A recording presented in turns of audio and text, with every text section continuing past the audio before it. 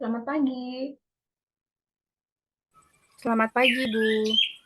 Selamat datang pada sesi konseling kali ini.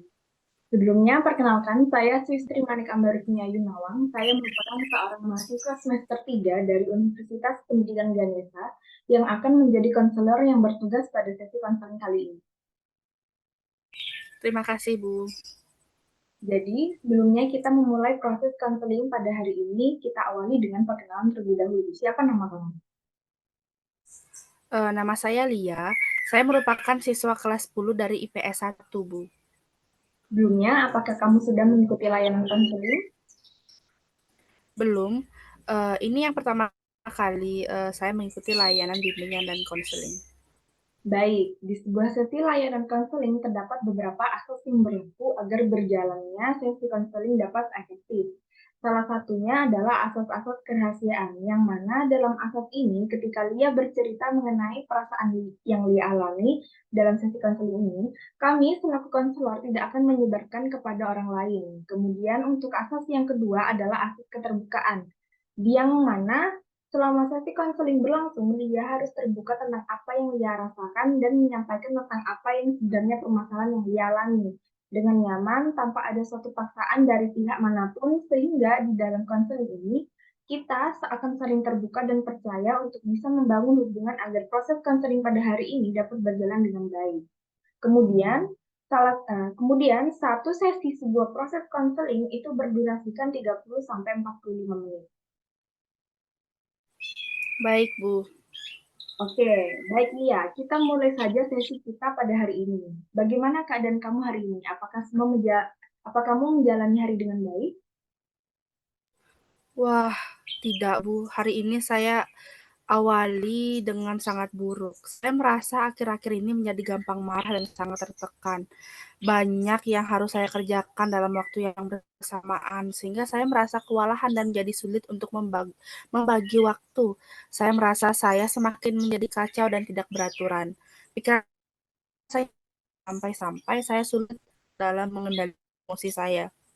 Saya terkadang melampiaskan emosi saya kepada adik saya, bahkan kepada kedua orang tua saya. Saya merasa sangat malu dan merasa bersalah. Akhir-akhir ini, saya mulai tidak nyaman dengan sikap saya.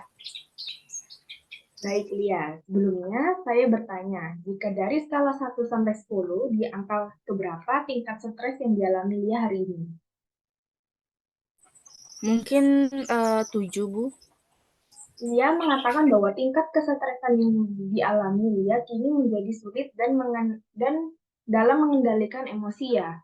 Setidaknya untuk saat ini Lia memiliki 30% kemampuan untuk bisa mengendalikan diri, bukan begitu Lia? Iya, Bu. Ketika Lia berada di bawah tekanan, apa yang Lia rasakan? Saya merasa selalu ingin marah dan menjadi tenang. Saya selalu merasa cemas bahwa tidak selesai, Bu. Oke, baik Lia, selalu merasa cemas bahwa jika tugasnya takut tidak akan selesai. Sebelumnya saya ingin bertanya, apakah Lia rajin dalam berolahraga? Setelah saya memiliki waktu yang padat, saya jadi jarang berolahraga, bahkan keluar rumah. Kegiatan saya selama sepekan hanya setelah saya pulang dari sekolah, saya malam. Dilanjut ketika di rumah dengan mengerjakan tugas sekolah yang menumpuk. Kadang kurang tidur dikarenakan tuntutan tugas-tugas yang masa tenggatnya sangat singkat, sehingga saya memilih tidak tidur agar tugas yang saya kerjakan bisa selesai tepat waktu. Oke, baik. Lia mengatakan bahwa ketika Lia sedang berada di bawah tekanan, Lia kerap sekali melampiaskan kepada adik maupun kedua orang tua. Bisa dijelaskan lebih lanjut mengenai hal itu?